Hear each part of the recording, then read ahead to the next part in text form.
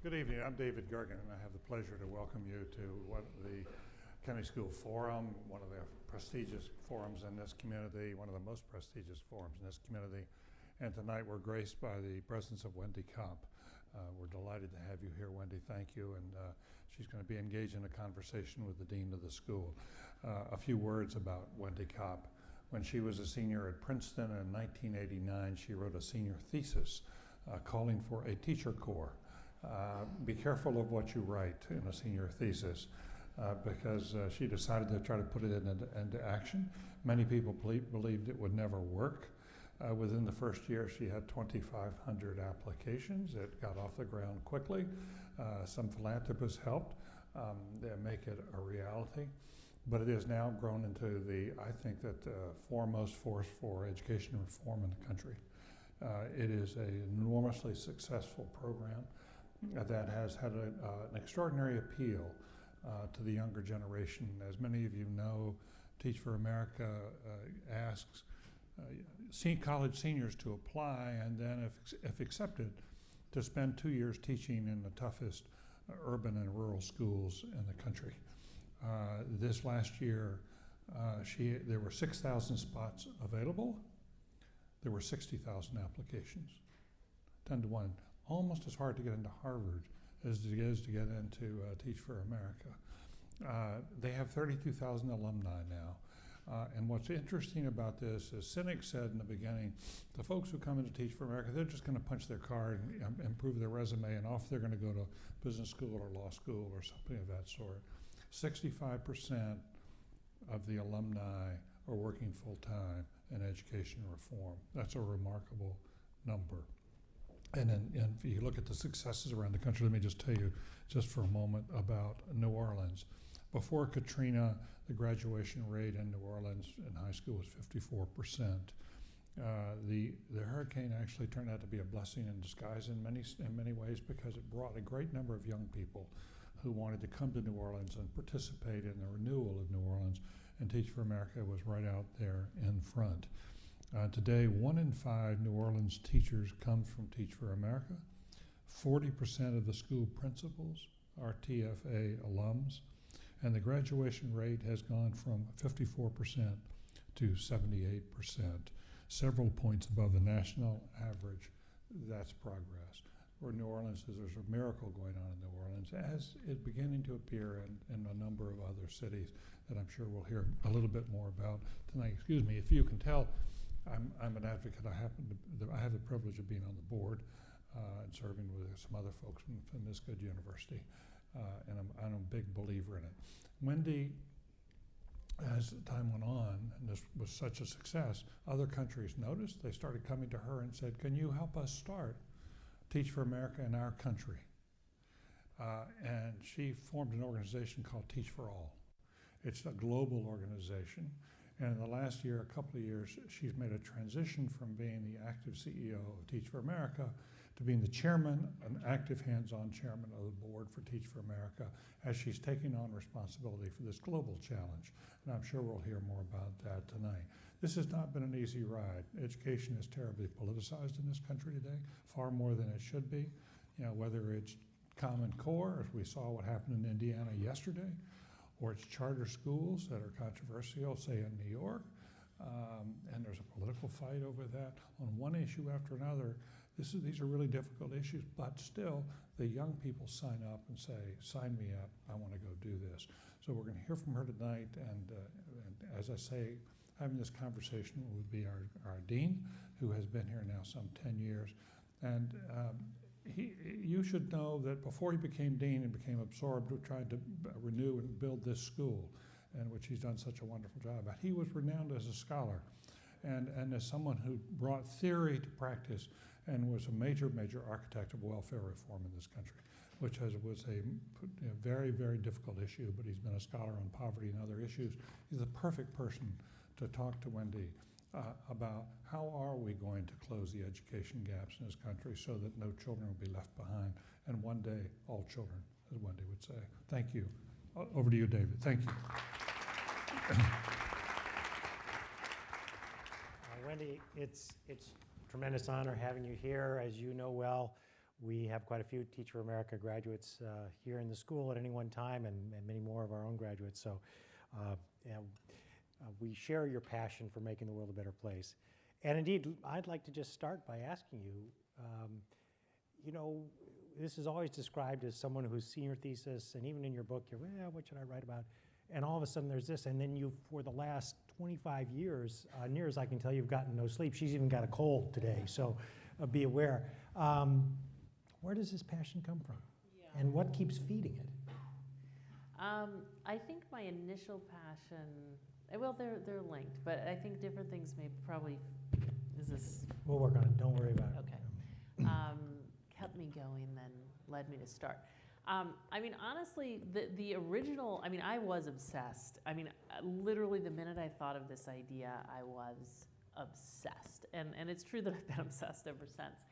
But the thing that first led me to be obsessed about it, I mean, I was a college senior. Honestly, I was in a true funk. I mean, I really was in a deep funk. I actually, you know, I'd never been in a funk before. I'd been a very motivated, driven by whatever was in front of me person, but literally I didn't want to do a thesis, and I didn't want to do any of the things that seemed like they were presenting themselves to me as things to do after you graduated. I actually just didn't want to do it. You know, we were called the me generation, and supposedly we just all wanted to go work on Wall Street, and I just thought, first of all, actually, I don't know anyone who is dying to go work on Wall Street. I mean, not that it's a problem if there are people who do, but I didn't know any of them, and yet everyone was applying to these. The only recruiters were investment banks and management consulting firms, and I actually was trying to figure out what else could I possibly do. And you know, I was a person with few connections. Like, I didn't have the connections to figure out how do you work on Capitol Hill, although I was trying to figure, I was writing the letters, trying to get internships, you know, and I just felt like, you know what, one day, I had become very focused on this issue. I was in the Woodrow Wilson School, public policy. I'd become very focused on the issue, honestly, as an academic matter, and with some personal connection to it through folks I knew at Princeton who'd gone to public schools in the South Bronx and such, but to the issue of educational inequity, just the reality that in our country, I mean, it's almost inconceivable, right? Like, we are a place that aspires to be a place of equal opportunity, and we call ourselves the land of opportunity, but where you're born determines the educational outcomes you get and your life outcomes as a result, and that just seemed not right. So I organized a conference on this together with some other folks, and it was at that conference where I realized, you know what, why aren't we being recruited as aggressively to commit 2 years to teach in our high poverty communities as we were being recruited at the time to commit 2 years to work on Wall Street? I mean, it was just so clear to me, like, all of a sudden, like, that is it. We will have thousands of people wanting to channel their energy into something as meaningful as teaching in incredibly high need communities. There were incredible teacher shortages at the time and just incredible needs in urban and rural communities. And I thought that would make a real difference in the short term, and that it would make a real difference in the long run as well. I mean, I had this idea from the very start that, you know, we take all these folks who are going to be our nation's future leaders, and we have their first 2 years out of college be working on Wall Street. What if their first 2 years was teaching in urban and rural communities? Like, we would change the consciousness of our country. We'd change everything. In the end, we'd change the priorities, the career paths, the consciousness of our country. I mean, I was obsessed with this idea, just as an idea. I think once I got started, you know, I saw through our incredible, committed teachers and ultimately alumni, you know, the magnitude of the problem we were addressing, and honestly, the possibility that we could solve it. I mean, you know, to see that juxtaposition every day, like to see what happens when you meet kids who are so far behind with the kind of supports that they need and with high expectations, and to see them excel. I mean, you realize, you know, we can make a meaningful difference against this problem. And as we progressed, I saw that on bigger and bigger scales. Like, yes, we can have whole classrooms that help put kids on a trajectory to greater opportunity. We can do this in whole schools. We can actually make a meaningful difference in whole communities. I mean, you just start realizing, that's why I've never left, because you just realize, wow, like, people are everything. This is true in education at least as much as it's true in every other sector. And if we channel, our most precious resource, our most educated, capable talent against this problem, we will make a meaningful difference in our lifetime. So that's kind of what's kept me going. And so one of the things you mentioned in a wonderful book, if you haven't read it, called One Day All Children, The Unlikely Triumph of Teach for America and What I Learned from It. It's just a wonderful story, and partly it's a wonderful story because you also mentioned that you did actually apply for a number of these jobs and nobody made an offer. And the last one that turned you down was Morgan Stanley. I wonder how different the world might have been had that offer come through, although I suspect you wouldn't have taken it anyway. I don't think I would have, but yeah. So you also were incredibly courageous, perhaps people would have said foolish at the time. You said, I'm going to start big. I'm going to do this. It can be done, in spite of everybody saying, whoa, slow down, take your time, whatever.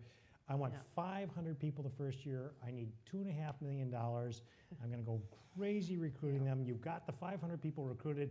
Only one small problem, you didn't have the money raised yet. So you have 500 people you've made a commitment to, spectacular people and so forth. Is this a strategy you would recommend to others?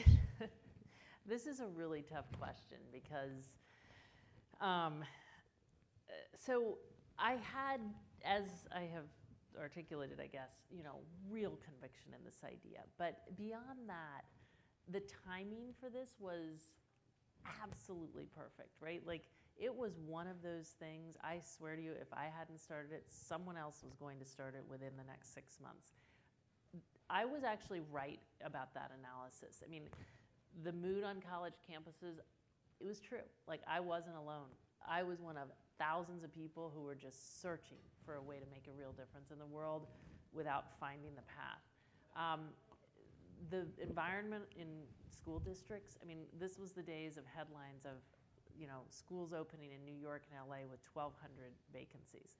So the school districts were ready and waiting for this. And the fall of my senior year, Fortune magazine ran a cover story that said corporate America is going to take on America's schools or something like this. Like, they were committing themselves to, improving education, and they actually didn't know what to do. And, I knew that there was a lot of corporate philanthropy out there and a lot of philanthropy, and it went to lots of things that were much less impactful than this. I mean, there's a little bit of naivete in this, but so I don't know, all roads led to, in my mind, like, I didn't feel like I was taking a risk. I felt like this is going to happen, it's going to work, we can make it work. And I am glad in retrospect that I did it, of course, because it did work out. But there were a lot of sleepless nights and near missing of payrolls and all that, right? Yeah, this is true. This is true. And ultimately, ultimately that strategy didn't fully work for us. Like, ultimately we had to figure out a different way of operating that was a little more sane to gain stability. Mm-hmm. But in terms of other, you must get the question constantly from other people. You are, after all, in some ways, the most prominent social entrepreneur out there, about how should they think about it and so forth. Do you have some sort of pearls that you typically share or would like to share? By the way, I've heard from several people who called you early on, and just the fact that you were willing to take the call and said hang in there and stuff made as much difference as anything. I mean, even now, like, working with all these the entrepreneurs, the social entrepreneurs who are starting the Teach for Malaysias or the Teach for Indias or Enseña Chile, et cetera. I mean, it's a balance. I think if we all waited for the revenue we needed before we launched, we wouldn't exist. I mean, I'm slightly terrified even talking about this here because I'm starting a new entrepreneurial venture, in all honesty, through Teach for All that doesn't have a clear path to revenue. We're starting up. We've got big, ambitious goals. We feel it's important to meet them. We don't see a clear path to the revenue we need. And, we're trying to make smart, judicious calls that will, it worked for us in the last 6 years. But, I just think this is the life of social entrepreneurs, and we wouldn't be making the impact we're making if we didn't take a little bit of risk. But it's tough. So one of the things that's quite striking, you said it here, but also in everything else that Teach for America's done, is unbelievable emphasis on recruiting. It wasn't just, by the way, you should apply for Peace Corps or AmeriCorps or something, you spend enormous time on campuses, individual recruiters for individual campuses and so forth. Indeed, it was so phenomenal that a few years back, I organized a roundtable in Washington, D.C. on federal hiring practices, which I think are truly appalling. And that's particularly important since, you know, the Kennedy School, a certain number of our students would like to work for the federal government. And I got the heads of the major unions. I got the, you know, head of the Office of Personnel Management, some cabinet secretaries, people from Congress, and so forth. But professors. And then I wanted to present them with people that really did know how to do recruiting right. So we had the head of personnel for Google. We had the head of recruiting for GE, the head of diversity for IBM, and Teach for America. Because in many ways, Teach for America was even more effective in terms of its the capacity to reach out to idealistic young people and the like. Indeed, Elisa Clapp, I guess who's your SVP for recruitment, or was then, was a part of that.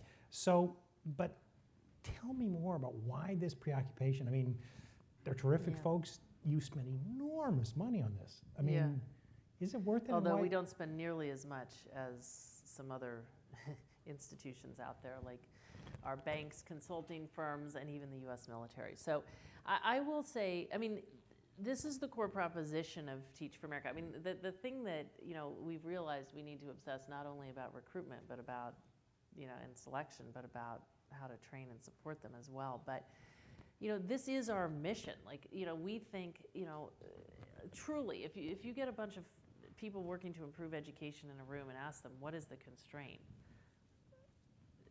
It's not money, right? Like, it's people. And we have a world that sends, I mean, I was just in Singapore last week, right? And Singapore is known as, I mean, first of all, it's got one of the highest performing education systems in the world, excellence, equity, the whole bit. And they're known around the world. They get the top third of their folks in terms of academic caliber to channel their energy into teaching. And, you know, I wasn't there to pitch the Teach for All model, actually. I was there for other reasons entirely. But they just couldn't get over it because they said, wait a minute, like, so you mean our top talent, like the folks who go into finance and law and medicine, you're channeling those people into education. And I'm thinking, aren't you doing that? They're saying, oh no, we don't do that. Here, our top talent goes into finance, law, and medicine. So I just think education is so fundamental to everything else. We all know this, right? Like, if we could see rising educational levels and decreasing educational disparities, the world would just be a better place. We would see, you know, and yet our most precious resource, we channel it consistently, really across borders, into finance and, you know, law and medicine, which, you know, thank heaven we've got good people going into medicine. Not that we don't need good bankers and good lawyers as well, but we should just have more equity in this. And how do you fix that? You don't fix that by just saying, hey, anyone want to teach? No. So, you know, we go about it. We actually spent a lot of time trying to understand, what do all these banks and consulting firms do? And we realized, wow. So McKinsey gives 20 Harvard alums who work at McKinsey $1 million, and this was 10 years ago, and says, go get the 10 best folks you can find at Harvard to come work at McKinsey. That was our competition.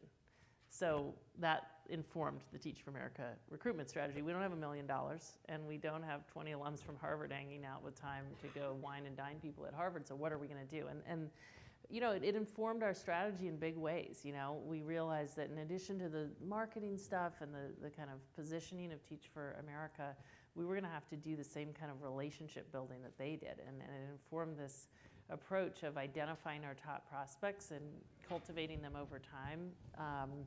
And it's why, you know, I don't know, you know, there are different perceptions out there about Teach for America, but this is not just, you know, we put up a sign and a bunch of people come apply. It's why we've attained the level of not only the numbers, but the level of the caliber and the diversity of the folks who come in to Teach for America. You know, 55% of our core last year, you know, had experienced in some way the inequities we're working to address, either growing up in a low-income community or, you know, sharing the race and ethnicity of the vast majority of kids who Teach for America works with. And that does not happen without a deep, deep commitment to diversity and an incredible focus of our resources on recruiting a diverse core that's far more diverse than, say, our top 350 college campuses. 17% of the grads of whom grew up in low-income communities, 6% of the seniors are Latino, 5% are African American. We are so much more diverse than that. We need a lot of people from those top 350 schools.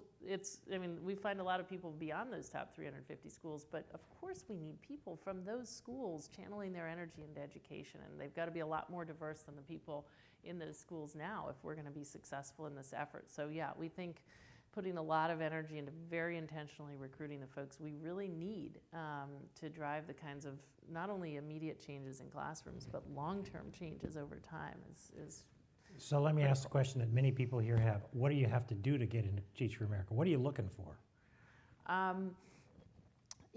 We're basically, first of all, we've done a lot of studies. We continue to do a lot of studies over time. Now the beauty is we've got all these programs around the world doing lots of studies, trying to figure out what is it that differentiates the most successful teachers and the alumni who go on to make the greatest impact. Like, what can you see at the front end that differentiates the people who have the greatest impact, basically? I think at a high level, we could summarize what we're looking for as, leadership qualities. We've seen that teaching successfully in our highest need classrooms truly is an act of leadership. You're going into a situation, your kids are far behind, the resources to meet their extra needs are often not readily apparent, and you need to figure out not how to just survive the year, but how to put your kids on a different trajectory, and that takes vision. It takes the ability to get your kids on an absolute mission so that they're working with you to get there. It takes a lot of purposeful and relentless energy. So we look for those things in people's past: perseverance, the ability to influence and motivate others, problem-solving ability, a deep commitment to this mission and ability to work with others with respect and humility. And so now, once they're there, what's the experience like for the teachers? Well, there's no way to make it easy, as no doubt any of you who have known or been a Teach for America Corps member will attest. I think they're working again in the most challenging teaching context.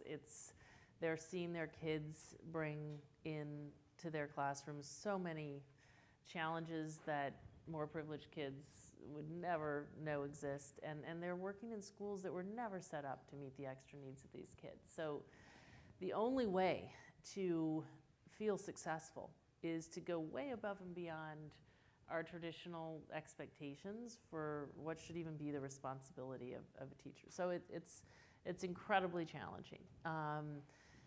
Teach for America has been on such a journey, as are all these other Teach for All programs at the moment. But, to figure out how do we help set our Corps members up for as great a success as possible? How do we provide the kind of intensive pre-service training and professional development that they need? How do we, we've discovered over time that probably the best expenditure of our resources is in the ongoing coaching and in-service development that they get during the 2 years. How do we do that? How do we provide the kind of coaching and support that will help folks, be successful with their kids, not just survive, but actually help put their kids on a path, again, to greater opportunity. So obviously you've become a target of criticism as well. 3 things, some of which sound familiar for us.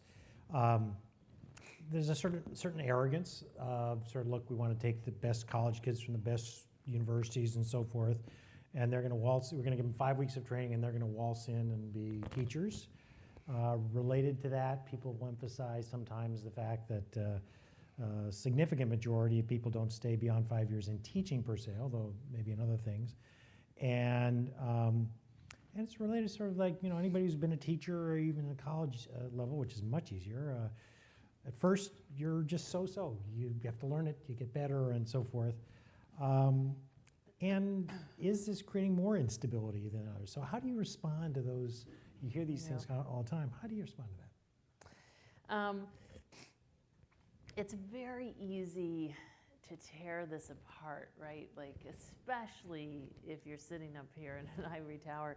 And I think that's a lot of the issue that we face. Like, I think, you know, if you're actually situating yourself in the urban and rural communities in which we're working, first of all, you realize, okay, whatever we've been doing, it's not sufficient. I mean, hopefully we can all agree on that. You know, whatever our current approaches are, they're not sufficient.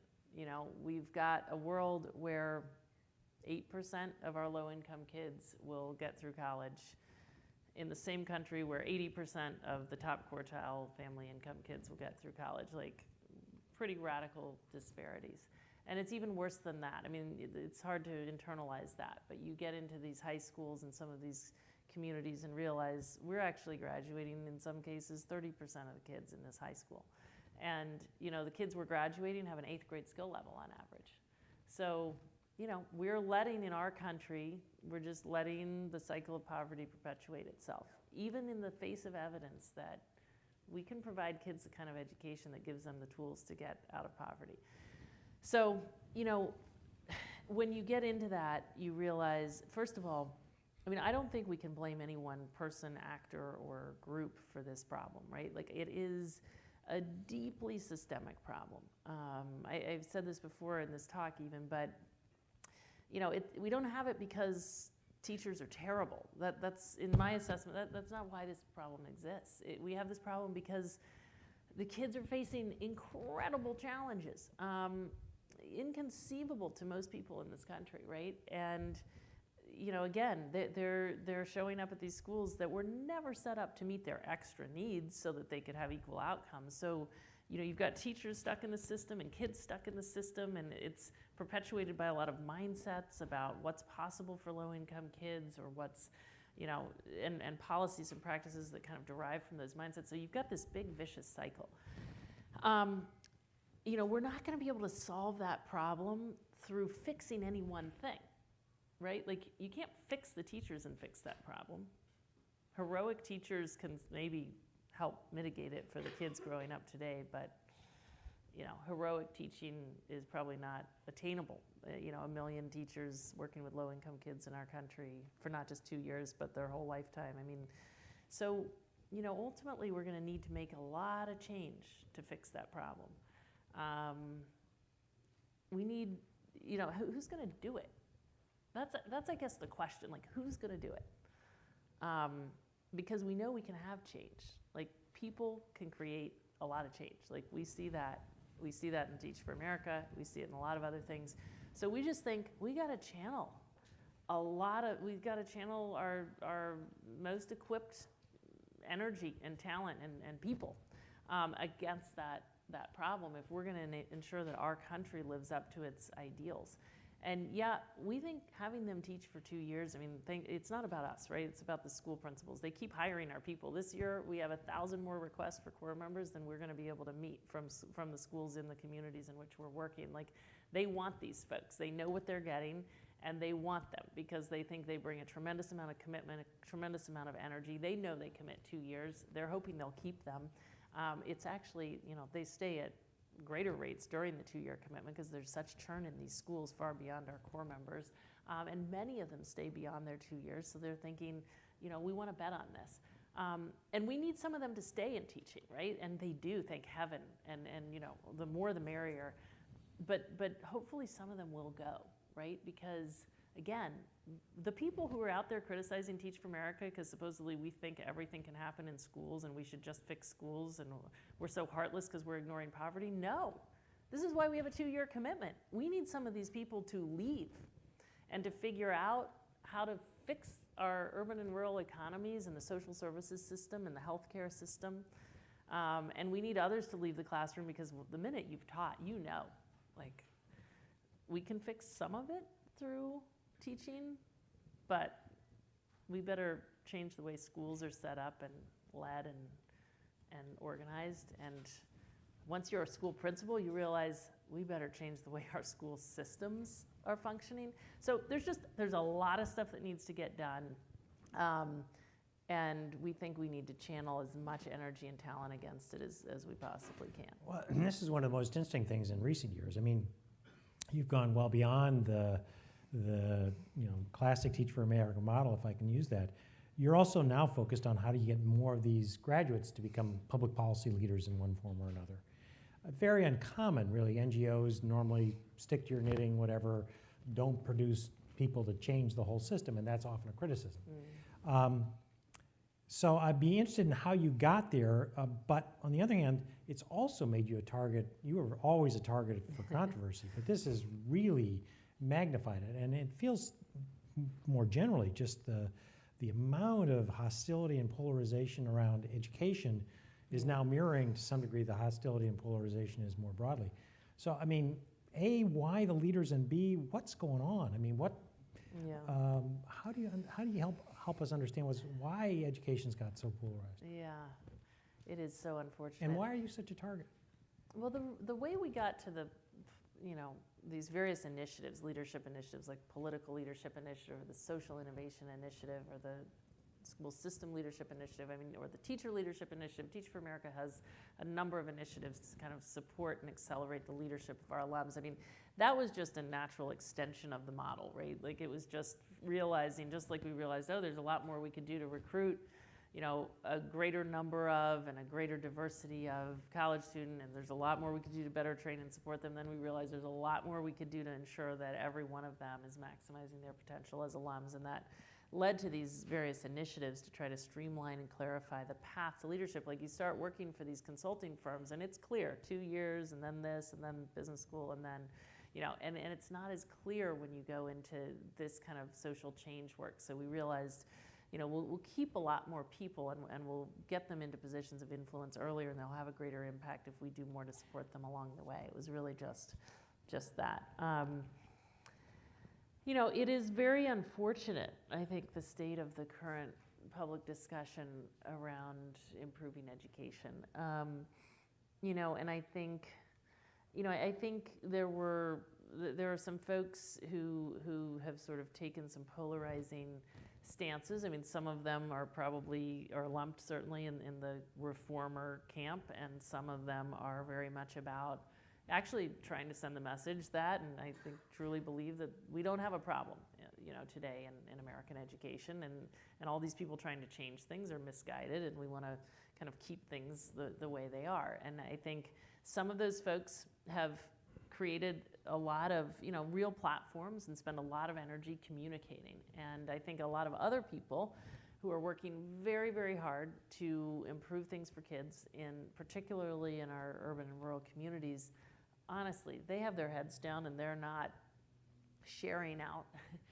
as aggressively. They're maybe more grounded and moderate views about what needs to happen. So I think we've let the public discussion become dominated by some extreme groups. And I think, there's lots of thinking among many people who are involved in, really trying to change the status quo around how to, just realizing, sadly, it doesn't work to put your head down and do the work. Like, we're going to have to figure out how to become a lot more sophisticated around, communicating. Because if we lose the hearts and minds of the public and the policymakers and such, we're never going to get where we need to be. So hopefully that will make a difference. Beyond communication, are there mistakes you've made, strategic mistakes, that you look back on and say, geez, wish I had that one back?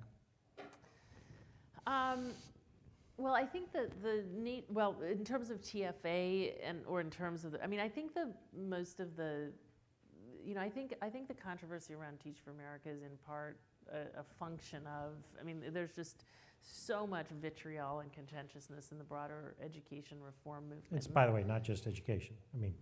Whether it's poverty or even extending the debt ceiling. It's that's toxic. Interesting, because we think we're in a little bubble over here. But I do think we would assess. Do you notice they shut down the government? Yeah, that's true. But I think, I would assess. I think, when we convene various folks who are working hard to improve the education system, there's lots of self-assessment that, we made some missteps along the way, certainly. And I think there's a lot we can do to be more effective going forth. So absolutely, I think, we didn't pay enough attention to ensuring the diversity of our movement. I mean, that's true. I mean, you know, Teach for America honestly has been quite committed to it since the beginning, but we didn't, you know, we didn't gain as much traction as we have of late in ensuring that, you know, we have diverse folks, you know, shaping the direction of our work. And I think, you know, as you think about the broader education reform movement, you know, we've just got to ensure that people who are guiding this movement are people who are deeply, deeply grounded, I mean, through their own life experiences in, you know, the inequities that we're working to address. And I think, you know, that's one thing. I think there's so much more we could have done to build the kind of collective and collaborative capacity of the folks working away at this, so that we were all learning together, challenging each other, rather than working in silos. And you know, I think we could have gotten further faster. You know, so there's a lot we could have done differently, but there's a lot of, you know, we got to, you know, be more effective going forth, and I think we will. All right, I want to open this up to the audience. In just 1 second, I will call on you. I want to give you one chance to talk about Teach for All. So there are microphones located in 4 locations, one right here, one right here, one right here, and one over here. And I just would remind you, a good question at the Kennedy School consists of you identifying yourself. It's very short, containing but one thought, and it ends with a question mark. But I did want to give you a chance to say a little bit about Teach for All, and we'll go to questions. Well, I'm extremely excited about Teach for All. You know, as you heard earlier, I guess from David, this started because, you know, actually I wasn't thinking about anything outside of our country. I mean, there's so much to be done in the United States. But there was something in the water about 8 or 9 years ago, and I think within the course of a year, I had heard from 13 social entrepreneurs from, you know, India to Lebanon to Chile to the next place, who were just absolutely determined to launch this model in their countries, and we're looking for help. And ultimately that led the founder of Teach First, who started in the UK about 11 years ago, and I to start something called the Teach for All Network, whose mission was going to be to support these folks and, you know, help accelerate the impact of this model around the world. It's just been a fascinating, unbelievably, you know, I could never have predicted, I think 7 years ago, what I would see or learn through this. You know, first of all, I mean, we had lots of questions at the front end about whether this model would actually resonate across contexts. You know, would it be the kind of magnet for talent? Would we see the same alumni effect? Because that's really the core of what we're doing, right? It's not about 2 years. This is about every year thereafter. And in very different cultures and contexts, would we see these folks teach for 2 years and then go on and, you know, really work constructively to change things? And then, you know, would this make sense in much less developed contexts where basic needs aren't being met? And I have to say, you know, we've seen just tremendous evidence that lead us to believe that this is incredibly relevant. You know, incredible, you know, 1,000 people applying to teach for Pakistan for 40 spots, 2,400 people applying in Colombia for 60 spots, 13,000 people applied this year for Teach for India, despite their recruiting only at, you know, select universities still at this point in their trajectory. We're seeing very similar alumni effects, 50 to 70% of these cohorts continuing in education beyond the 2 years. We're already seeing some of these early folks pioneering new technology-based solutions, starting schools, you know, starting new teacher training, you know, efforts to retrain government-prepared teachers, et cetera. Just incredible examples of the kind of pioneering leadership that we saw from the early years of the TFA alums. And the feedback we're getting from much less developed contexts is we think this is a good idea in a place like the US, but wait till you see the impact in a much less developed context where there's a reason that the basic needs aren't being met and that the teachers aren't being trained and that we don't have curriculum, which is we don't have the capacity we need. And so even small cohorts of these folks, you know, can be the people to actually go out and meet the basic needs. So it's been very encouraging. And beyond that, I would just say, I had no idea at the front end of this. I mean, I thought we were going to help these folks, you know, and probably underestimated the degree to which they would innovate on this model, you know, and the degree to which the solutions would be shareable. I mean, the reality is that this problem that we see here, it exists all over the world. the things that drive it, the root causes, the patterns.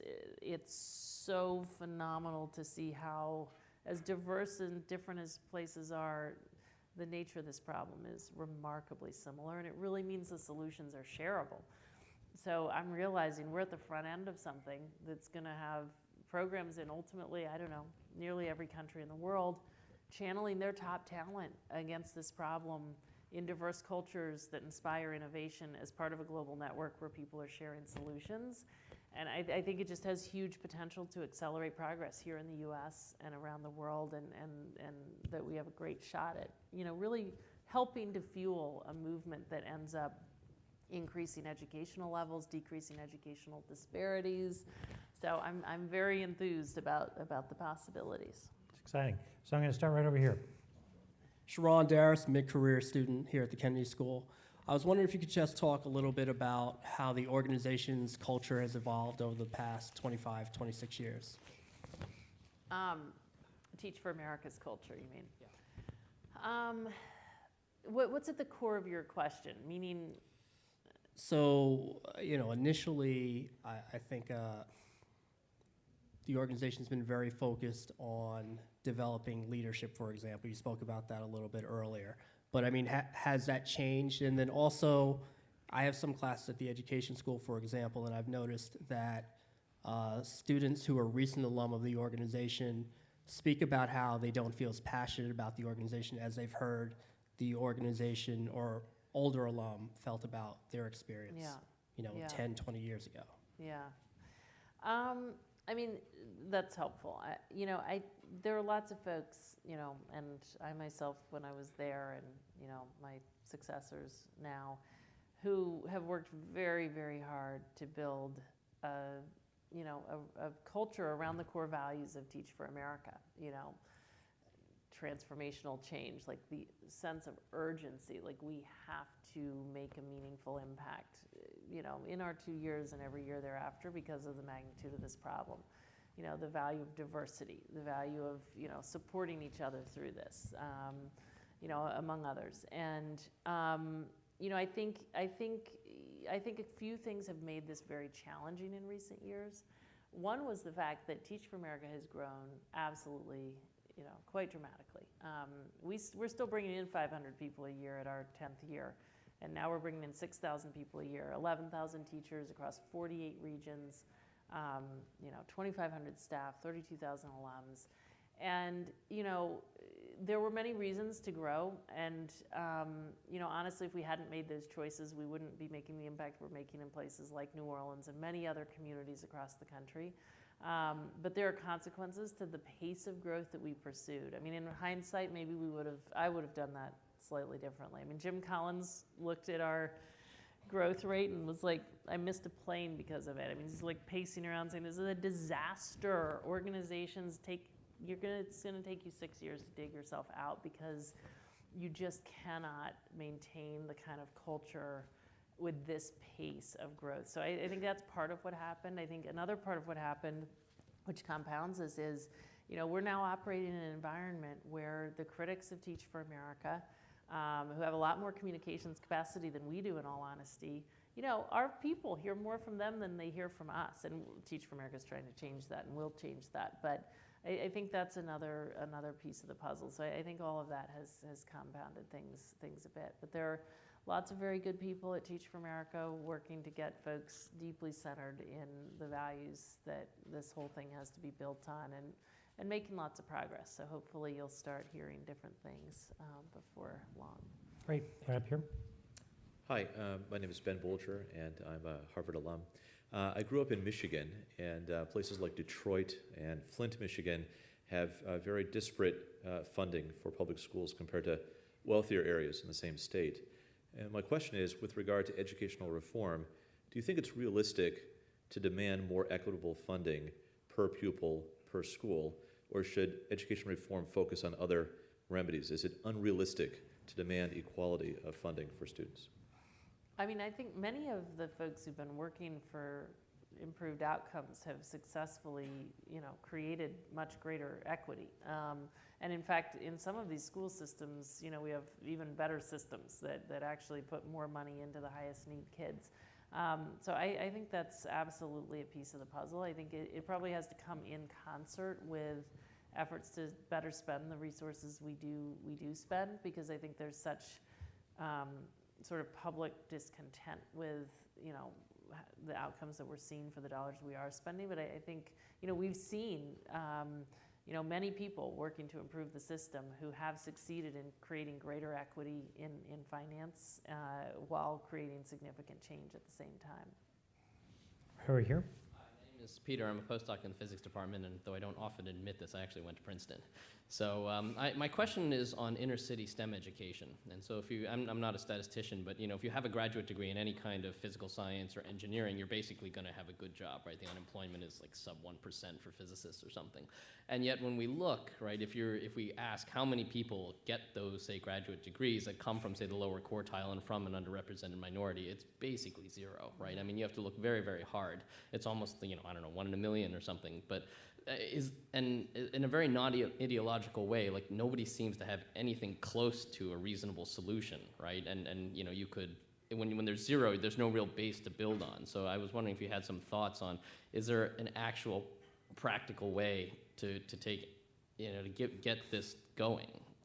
I personally think it has, I think it's an important piece of what has to be a broader solution. I mean, when you get your head around, you know, the situation, you know, and you realize our 4th graders are reading at a 1st grade level in our low-income communities, 1st or 2nd grade level, depending on the place. You know, their math skills are also a couple years behind. You know, and again, even the kids who are graduating from high school at an 8th grade skill level, like, you know, there's that's a root of this issue, right? So they need stronger, you know, math science education, but it's got to be in a context of, you know, we've got to get our kids to a higher level. And so I think all the efforts that people are undertaking right now to say, first of all, we need to be teaching towards more rigorous standards. You know, we've got to, you know, take on all of the reforms that we're working to take on to increase, you know, improve the education that goes on in our urban and rural areas. I mean, I do think all of those things will ultimately, you know, there are today, and we didn't really get into this, but you know, things have changed a lot over the last couple of decades, over the last 25 years. I mean, I think we've lost perspective entirely. But I'll go to any given place and I'll remember what things were like in Oakland, California 25 years ago when we started placing there. And things are still not where they need to be in Oakland, California. But if you just look at the map of schools and their academic performance levels, it was a sea of red based on the California, you know, sort of accountability system. Even 12 years ago, just red dots in every school. Now it's like green and blue. And you know, there's still some failing schools, but there are many schools that are putting the kids you're talking about on a path to get into and through college. But we don't see that outcome. I guess what I'm saying is well, that you will. You'll start seeing it. I mean, we're going to start seeing, and it's going to be small numbers in the beginning, but there are schools, I mean, absolutely you're going to start seeing it. I really believe, I mean, there's no way to have happen what's happening. You know, we are sending more kids, more low-income kids, you know, through college with strong skills, and we have to see it in our STEM fields. Teach for America, by the way, 30% of our teachers are teaching at the high school level in math and science. I mean, I do think there's quite a focus on STEM. It's just, you know, we've got to take on the problem in sort of a holistic way. That's my personal belief. Right over here. Hi, Wendy. Tony Wagner. I was on the faculty of TFA the first summer, you may recall. Yeah. Author most recently of Creating Innovators and the Global Achievement Gap. When you described the education landscape and the debates taking place today, you didn't mention that, in fact, there's a growing number of us who are very deeply concerned that we're measuring the wrong things, and that what gets tested is all that gets taught, and that the ways in which we're assessing teacher effectiveness, and I know TFA uses these tests extensively for assessing your teacher's effectiveness, are in fact not the right indices, that we desperately need Accountability 2.0. And sadly, the new generation of Common Core tests appear to be pretty much the same, predominantly multiple choice tests that tell us really nothing about the skills that matter most in the adult world. The skills you need to get a job at Google, for example, aren't on the test. They aren't going to be on the next generation test. So I'm wondering, what is TFA doing? What is Teach for All doing in even a global context to address the problem that our current accountability mechanisms are hopelessly obsolete and we need accountability 2.0. Well, I agree. So first of all, I mean, there's only, I mean, I can't solve all problems, but I think you'd find a whole lot of people who agree within the ranks of Teach for America. It is true. We believe that, the world that we existed in, I don't know when that was, certainly 20 years ago, 15 years ago, where, we weren't measuring much. That wasn't working. Like, you gotta understand where your kids are, first of all, to be an effective teacher. So, it's helpful to have some good assessments. We couldn't agree more. I mean, I think the Common Core is a big step forward from where we've been. It's great to see, standards that actually foster like higher level, critical thinking. Hopefully we're gonna see better and better assessments. We're praying for that. I mean, it's just not within our scope to go out and create them. It is within our scope to produce more people who can hopefully go out and fuel the movement to create them. Within Teach for America, we're defining, the outcomes that our teachers are working towards more broadly than academic outcomes as well. I mean, and I think that is the question, and we've actually sort of pushed this out to our communities, like in any given community, what is it that we're working towards for our kids? Like, what is the vision? Informed by the community allies and the students and parents and others in our communities, what is it that we're aspiring toward for our kids, and what does that mean for what we need to be teaching toward? And, we think academic skills are super important, but so are character skills, and so is just an understanding of the society in which folks are growing up and the challenges they're going to face and their role in, in kind of that context. So, I guess I just think, I think again, I mean, honestly, there's so much polarization. There's so many assumptions out there about what people believe. There's a whole group of people who spend their days trying to position us as corporate reformers who want to privatize education and fire all teachers. And it's just like, I don't know who they're describing. So, we need to do a better job of getting the message out there about what we're really working toward. But, yeah. Thank you. Right over here. Hi, Wendy. My name is Wyatt Smith. I was a 2011 Corps member in Alabama. I taught U.S. history in Birmingham. And I'm currently at the business school here at Harvard and have an interest in education technology. I'd love to learn your thoughts on sort of the ecosystem around ed tech and what excites you and what you think has the best chance for helping to disrupt some of the calcifications in our system, both in the United States and abroad. Well, the best news I've heard is that you are thinking about that, because he was an incredible teacher. And we've never met, but I've watched the videos. I worry. I mean, I am worried. You probably know this. I am worried about our obsession with, I mean, I do go into some rooms where people assume that if we give kids a tablet, that could solve the problem. Let's just give kids tablets. And I just think, like everything else, like we can't fix the teachers and solve the problem. We're not going to give kids computers and solve the problem. So I know you're not going to get caught up in that, obsession. But, good tech, if we truly figure out how to leverage technology in a context where we have the other foundational elements right, I think it could just hugely accelerate progress. I mean, this has got to be the only sector left that hasn't just absolutely fundamentally changed the way we do things using the power of technology. I mean, you would know better than I. I feel like I actually haven't seen, I've seen all the things that you've probably had more time to study than I've had to look at. I think, when you think about just even using technology as a tool for teachers, as a way to get, kids and parents and teachers all information about, where they are against hopefully more rigorous standards.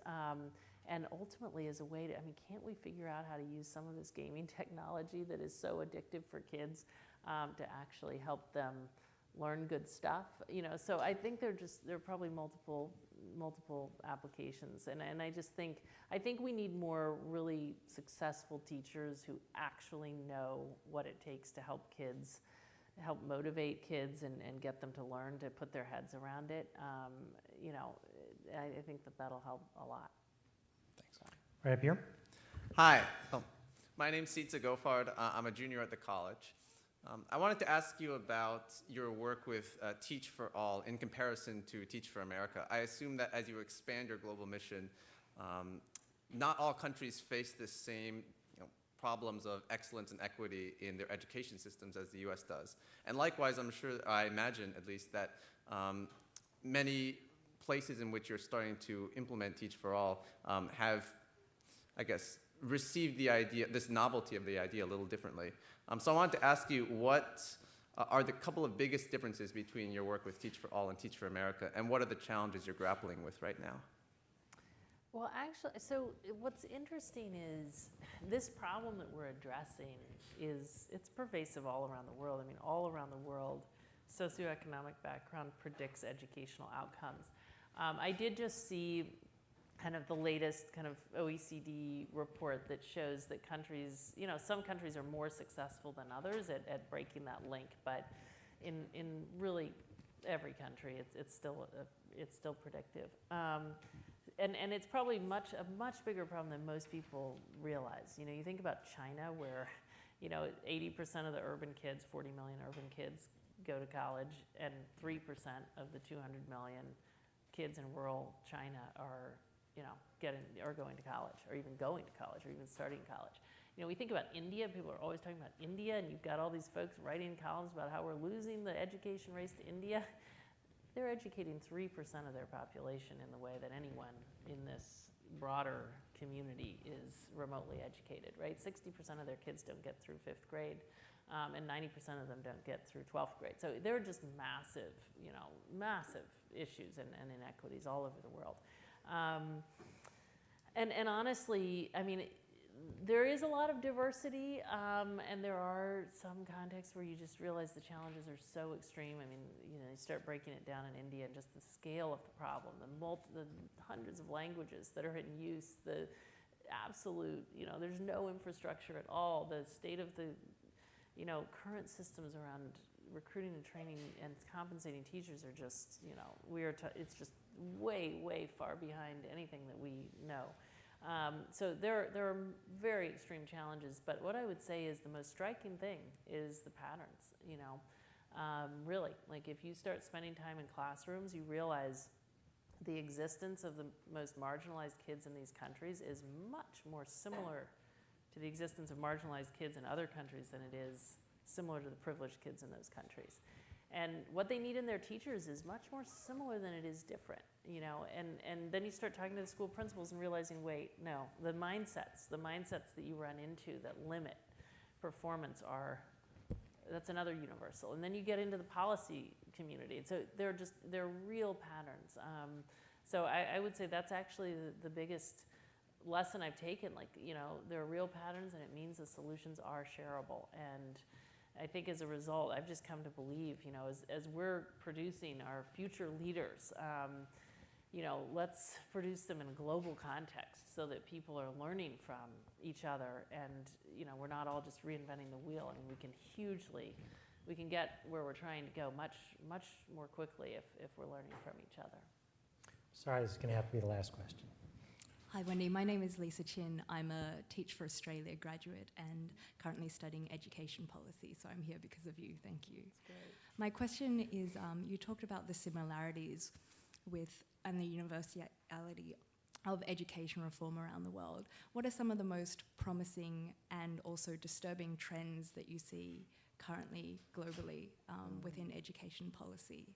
And what role do you think that Teach for All can play with these trends?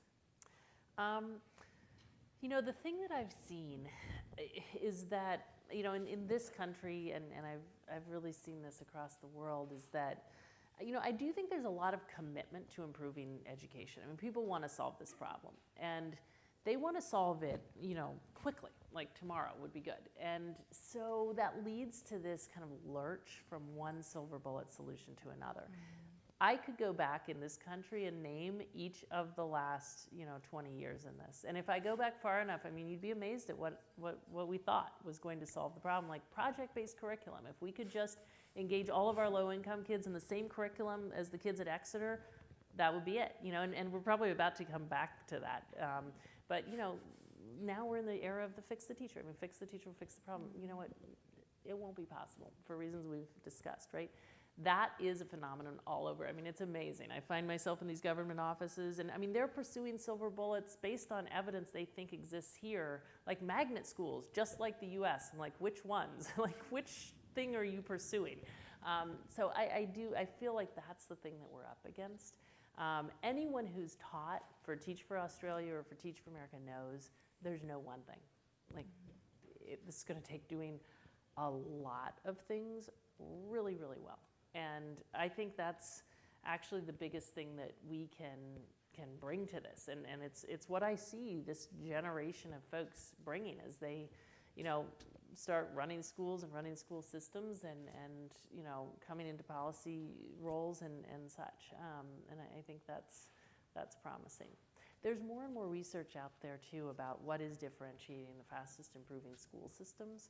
Actually, there was just a report this week out about Massachusetts that Michael Barber worked on with a bunch of folks, looking at how can Massachusetts become the best in the world, you know, drawing on the research from other systems that have gone from good to great. And I think, you know, it's promising. Like, we're learning more and more about what it takes. And the thesis of that is, you know, it's one that, you know, really is borne out by every context I've seen. Like, if we want to go from good to great, we've got to figure out how to empower our school-based folks and give them true responsibility, but true freedom over, you know, how are we going to get there? And, you know, I was just in Singapore, as I think I already mentioned, but, you know, everywhere you go, they're saying, you know, our system's pretty good because we've got a bunch of school principals who are just absolutely passionate and absolutely obsessed with and have a lot of freedom in their schools. And I think we need to get to that place where we can trust our educators and give them the both responsibility and the flexibility to do what it takes to actually meet the needs of kids and help them fulfill their real potential. Wendy, I want to thank you for being here, but more importantly, I want to thank you for extraordinary service that you've helped stimulate and provided and the like. It is a heck of a tough problem, but at least we know which way is uphill, and the only way to get to the top of the mountain is to keep climbing. So thank you very much, Thank and you. may we wish you another happy 25 years of doing the same thing. Thank you. Thank you all very much.